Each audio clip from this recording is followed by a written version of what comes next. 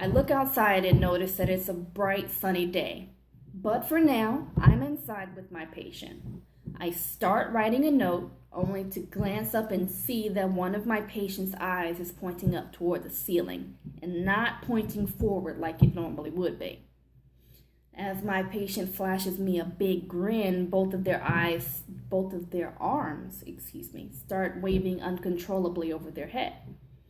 Despite this seemingly erratic behavior, this is completely normal for that patient that has AHC. AHC is alternating hemiplegia of childhood, a rare genetic disorder that very little is known about. As a nurse, I've had the opportunity to work with people who have that rare disease. So you may be wondering, what is AHC? How is it diagnosed, and are there any treatment options available for people with this disease? Let's explore. According to the National Institutes of Health Genetics Home Reference webpage, AHC is a rare genetic disorder that's characterized by uncontrolled movement and temporary paralysis that can affect one side of the body or another, sometimes affecting both sides at the same time.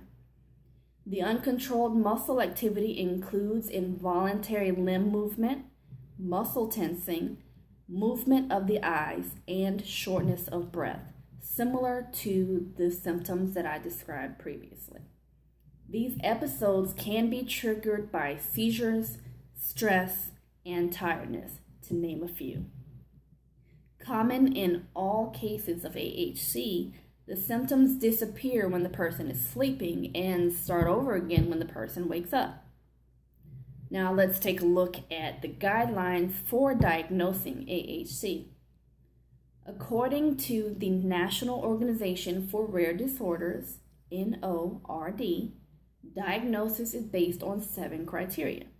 The start of symptoms before 18 months of age, repeated episodes of hemiplegia, one-sided paralysis, quadriplegia, which is complete paralysis of all 4 extremities, lack of symptoms when sleeping, sudden, intense episodes of uncontrolled body movement, some form of a developmental delay, and lack of evidence to show that these symptoms are caused by a different disease.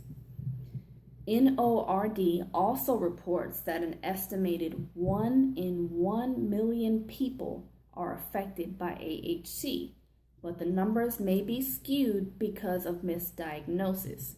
For example, AHC can be overlooked because some of the symptoms can be mistaken for seizures.